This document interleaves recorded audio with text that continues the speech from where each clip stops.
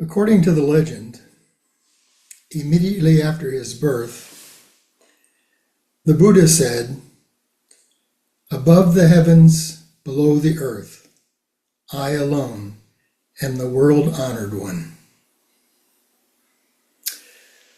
Of course, we know that newborn infants don't talk. So what is the significance of this story? We might conclude that it is supposed to convey the idea that the Buddha was a special person who must have had unique powers and abilities. This might even encourage us to pay attention to his teaching. And yet,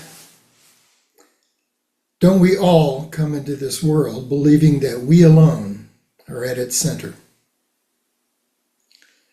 A newborn infant naturally feels that their needs and comfort are of prime importance.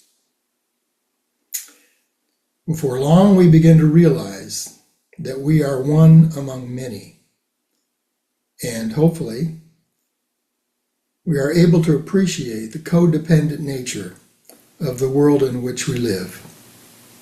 So,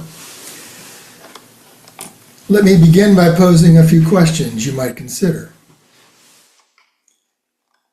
Am I ever truly alone? Can I be the center and object of my practice? Do I believe that my practice effort is for and about me? Before meals at Sesshin, we recite the meal verses, which begin with, 72 labors brought us this food. We should know how it comes to us.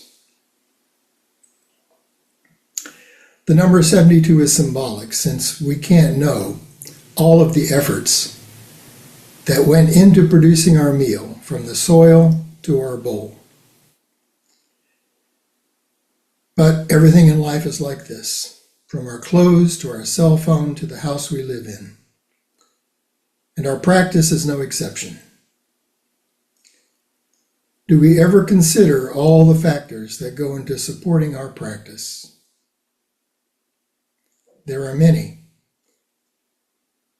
But for me, the most important element of support is what we call the Sangha. It's those we practice with. The purest form of practice is in supporting those with whom we share our practice effort. And the simplest and most effective way to do that is something you have already done. You showed up. Thank you for doing that.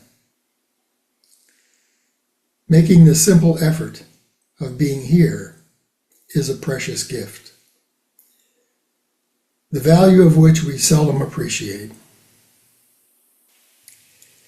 In general terms, showing up is what our practice is all about. We show up for Zazen. We show up for this breath. We show up for this experiencing moment.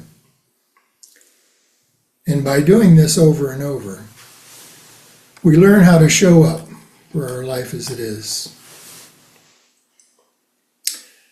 Of course, we tend to believe that our practice is about fixing or improving ourselves.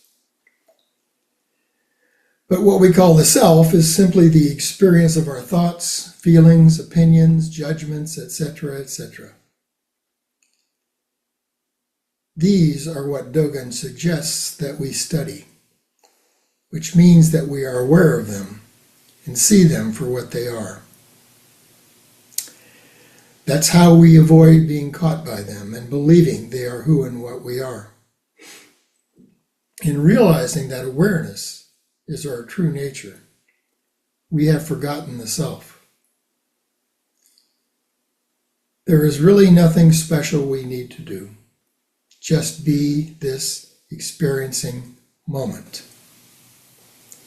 Then, what self is there to forget? Every once in a while, we might get a glimpse into the reality beyond the self. This usually occurs unexpectedly. It's not something we can seek, but it is something we need to be open to. We could say that our practice is about learning how to leave the door open so that our true nature can enter and manifest freely.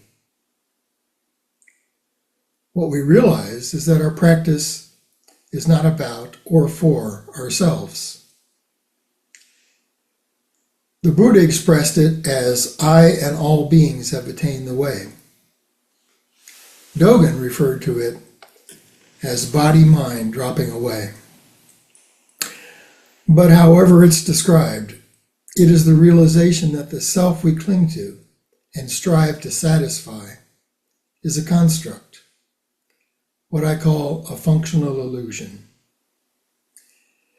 The self doesn't disappear, but becomes transparent, and we see this life as it really is. So, this brings us back to the treasure we call Sangha. If we speak of Buddha as unity and Dharma as diversity, then Sangha is harmony. Unity by itself has no function. Diversity by itself has no focus.